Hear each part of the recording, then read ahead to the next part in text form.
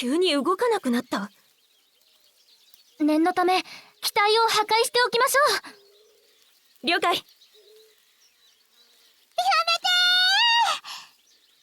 ー。すず、思ったより早かったな。またあいつの趣味の悪い歓迎かと思ってたよ。そんな理由で資源を無駄にしないよ。会長、久しぶりだな。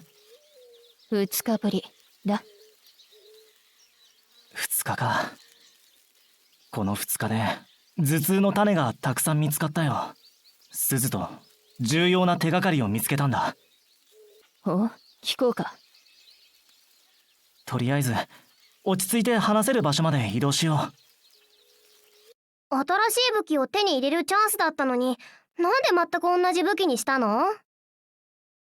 せめて今持ってるやつから強化すればよかったのに。その剣1日に3分しか使えないんだよね。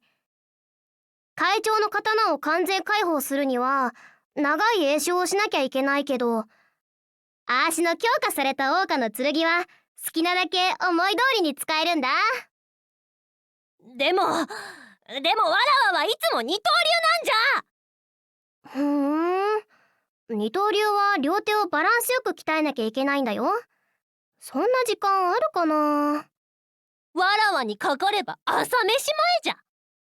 おっと、自信たっぷりだね。まあーしたちって何でもできちゃうとこあるからさ。そんじゃスカ吉の二刀流試させてもらおうかな。うわー！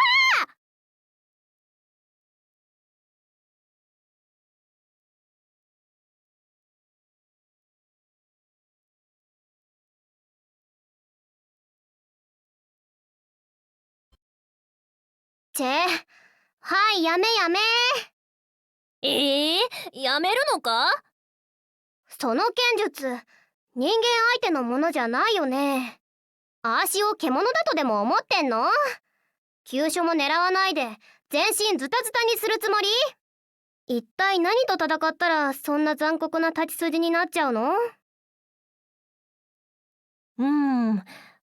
じゃな。世界各地に現在ってモンスターが出現して人類を襲ったんじゃ。そこでわらわが世界を救うために選ばれたというわけじゃ。漫画みたいな展開だな。で、ある日目を覚ましたらこの世界にいて。ストーリーに一貫性がなくない？どんなクソ漫画だよ。漫画ではない、本当のことじゃ。わかる。本当に脳内であったよね。違うと言っとるじゃろ。わらわの世界がそうだったの。スカ吉は13歳か14くらいだろ。あれだけの剣術を身につけるには最低でも訓練2年と実践1年が。わらわはもう成人じゃぞ。まあ若く見られることもあるが、わらわはもう18歳のはずじゃ。あーしと同い年？なんでそんなに幼い見た目なの？ニムビウスのせいかな。納得できない。何がじゃ。きっと誰かに時間を奪われたんだ。そうだ、スカ吉を訓練した連中が体の成長だけでなく心の成長まで。いや、もしかしたらずっと寝てたからかな。のんきかよ。そんなに羨ましい世界で過ごしていて、なんで啓示で未来を選ばせるのか疑問だったけど、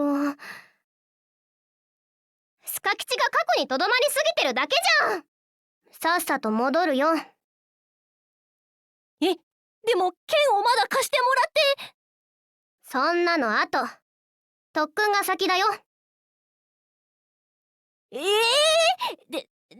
もあーしたちの未来に関わる一大事なんだ。逃がさないからね。お、個人授業はもう終わったか？ままだ始まってもいないよ。ちょうどよかった。一緒にやろうよ。私に指導が必要だとでも？いや、スカ吉に地獄の特訓を受けてもらう。なるほど。だがまだ幼い体に無理をさせすぎるのもどうかと思うぞ。スカ吉、教えてあげて。